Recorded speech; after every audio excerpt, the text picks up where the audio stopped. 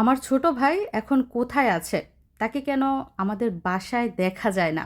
সে কি বাংলাদেশে চলে গেছে? নাকি আমাদের সাথে রাগ করে অন্য কোথাও চলে গেছে? এগুলো আমার প্রশ্ন না। প্রশ্নগুলো হচ্ছে আপনাদের। আসসালামু আলাইকুম। আজকের স্পেশাল ভিডিওতে আপনাদের স্বাগত। আশা করি সবাই অনেক বেশি ভালো আছেন। তো আজকের ভিডিওটা শুধুমাত্র আপনাদের রিকোয়েস্টে করা হয়েছে। তো আজকের পুরো ভিডিও জুড়ে আপনাদেরই প্রশ্নের উত্তর দেয়া হবে। তো সাথেই থাকুন আর দেখতে থাকুন পুরো ভিডিও। তো মিশারি আর মিশারির বাবা আজকে জুমার নামাজে যাচ্ছে উইদাউট পাঞ্জাবি। মিশারি আর মিশারির বাবা আজকে পাঞ্জাবি পরা ছাড়া জুমার নামাজে যাচ্ছে। ব্যাপারটা কি? এমনি আজকে কি বেশি গরম? তারপরেও তোমরা পাঞ্জাবি ছাড়া যাচ্ছ? মিশরা তো কি তোমাদের সাথে যাবে নাকি? মিশরাত পিস ধরেছে, তার বাবা কি আর ভাইকে ছাড়তেছে না, তাদের সাথে যাবে। দেখছে নিউজে গলার ধরে রাখতেছে ভাইয়ের। কোথায় যাইবা গা তোমরা? দেশ ছেড়ে যাইবা গা নাকি? যাও যাও, জুমার নামাজে যাও, দেরি হয়ে যাবো আবার। উই যে টাটা দিয়া দেয়, দেখছেন দেখছেন, বাই বাই বলে। কান্না করবো। ও বুঝতেছে ওদের সাথে চলে যেতেছে, ওরে যে এখন আমি রাইখা দিব সেটা বুঝতেছে না।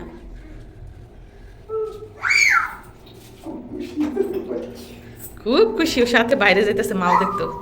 উই যে মাও ভাবতেছে মাও দেখতে যেতেছে, এখনই দিব চিৎকার। আসো মামা, এখনই আসা পড়বো।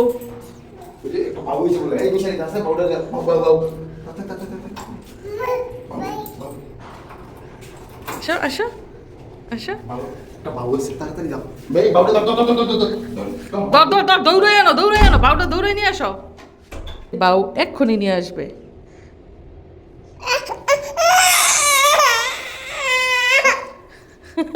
দুঃখে শুয়ে পড়ছে নিচে।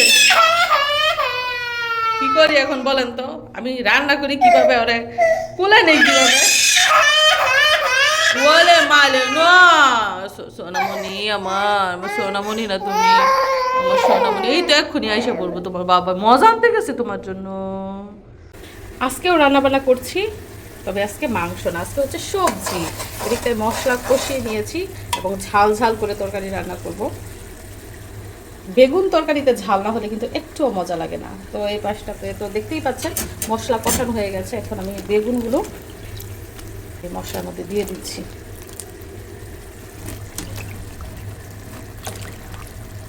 এছাড়া আজকে আরও 2 রকমের আইটেম রান্না করছি।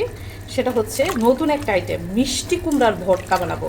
সবসময় তো ভাজি খাই, তারপর বিরান যেটাকে বলা হয় ওইটাকেও ভাজি বলে। তো মিষ্টি কুমড়ার ভাজি খাই, বিরান খাই, কিন্তু কখনো ভর্তা খাই নাই। আজকে ভর্তা খাবো।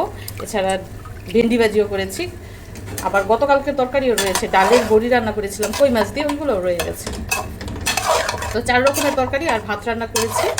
এগুলোই হচ্ছে আজকে দুপুরের মেনু। ও বেগুন কিন্তু আজকে ইলিশ মাছ দিয়ে রান্না করব। এখন আসেন মূল কথায়। যারা এতক্ষণ ধরে অপেক্ষা করছেন প্রশ্নের উত্তর জানার জন্য, এখন সেই উত্তর দেব। আপনাদের কাছে কি মনে হয়, আমার ভাই বাংলাদেশে ছুটিতে গেছে নাকি তার বউকে নিয়ে সৌদি আরবে সংসার করছে? কি মনে হয় বলেন তো বলেন তো, দেখি কার উত্তরটা মিলে। হ্যাঁ, ঠিক ধরেছেন, আমার ভাই তার বউকে নিয়ে সৌদি আরবে সংসার করছে। এখন প্রশ্ন হলো কোথায় সংসার করছে? তাদেরকে তো কোথাও দেখা যাচ্ছে না। হ্যাঁ, সেটাও বলছি। তো আমার ভাইকে যেখানে চাকরি দেওয়া হয়েছিল সেইখান থেকে কয়েক মাসের জন্য টেম্পোরারি ট্রান্সফার করা হয়েছিল ইমার্জেন্সি কাজে। তো যেইখানে তাকে ট্রান্সফার করা হয়েছে ওইখানেই সে তার বউকে নিয়ে সংসার করছে, তবে কোনো বাসা বাড়িতে না। কোথায়? অ্যাপার্টমেন্ট হোটেলে, মানে যেটাকে বলে ফার্নিচার অ্যাপার্টমেন্ট, ফার্নিচার ফ্ল্যাট। যেই হোটেল বা ফ্ল্যাটের মধ্যে সব ফার্নিচার আছে, তাদের কিছুই কিনতে হয় নাই। একটা সংসারে যা যা প্রয়োজন, আসবাবপত্র থেকে শুরু করে ওয়াশিং মেশিন, রান্নাঘর, যা যা লাগে সব কিছুই কিন্তু ওই অ্যাপার্টমেন্ট হোটেলগুলোতে থাকে। তবে ভাড়া বেশি, 2000 থেকে 2500 রিয়াল পর্যন্ত ভাড়া, যেটা বাংলা টাকায় 65 থেকে 75,000 টাকা। তো আমার ভাই তার বউকে আনার আগে আমাদের বাসায়ই থাকতো, এই রুমটাতে। এক বিছানায় আমার ভাই থাকতো আর আরেক বিছানায় মিশারি থাকতো। তো আমার ভাইয়ের বিছানাপত্র, কম্বল, আসবাবপত্র সবই রয়ে গেছে, শুধু সে নাই, সে আছে অন্য জায়গায়। তো তার ইমার্জেন্সি কাজ শেষ হলে তারপরে সে আবার আমাদের বাসায় ফিরে আসবে। এখন আবার অনেকে বলবেন তাদের সাথে কি আপনাদের দেখা হয় না? আমার বোনের জামাইয়ের সাথেও তো আমাদের 2 বছর ধরে দেখা হয় না। কারণ সৌদি আরবটা অনেক বড়। মানুষের মনটা যেমন অনেক বড়, দেশটাও অনেক বড়। ইচ্ছা করলেই কেউ কারো সাথে দেখা করতে পারে না। তো আশা করি আপনারা আপনাদের কাঙ্ক্ষিত উত্তর পেয়ে গেছেন এবং এই বিষয়ে পরবর্তীতে আমাকে আর কোনো প্রশ্ন করবেন না। আর আপনাদের আরও একটা বিষয় আমি জানাতে চাই।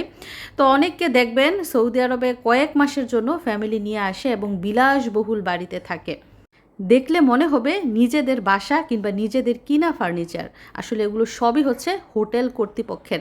যতদিন ভাড়া দিবে ততদিন নিজেরা ব্যবহার করবে, আর ভাড়া দেওয়া শেষ, ব্যবহারও শেষ। আর আমরা যে বাসায় থাকি ওটা হচ্ছে ভাড়া বাসা, এবং বাসার যত ফার্নিচার দেখতে পাচ্ছেন সবই হচ্ছে আমাদের নিজেদের কিনা। ঘরের কার্পেট থেকে শুরু করে পানির কলটা পর্যন্ত নিজেদের কিনা। তো আমরা গত 3 বছর ধরে এই একই বাসায় থাকছি এবং বর্তমানে যারা ফ্যামিলি সৌদি আরবে নিয়ে আসে 2 মাস কিংবা 3 মাসের জন্য, তারা কিন্তু ওই অ্যাপার্টমেন্ট হোটেলেই ওঠে। কারণ শুধু শুধু টাকা খরচ করে কেউ ফার্নিচার কিনতে যায় না। যারা পার্মানেন্ট থাকে কিংবা সবসময় সৌদি আরবে আসা যাওয়া করে তারাই কিন্তু নিজেরা ফার্নিচার কিনে নেয়। তো এটা হচ্ছে আমার শখের রান্নাঘর। গত 3 বছর ধরে এই রান্নাঘরেই রান্না করছি। এছাড়া তো রয়েছে আরও 3টা রুম এবং একটা ডাইনিং রুমও রয়েছে, একটা ওয়াশরুম রয়েছে। তো আমাদের বাসাটা কিন্তু অনেক বড় এবং আমরা যখন বাসাটা ছেড়ে দিব তখন নিজেদের জিনিস আবার নিজেরা নিয়ে নিব।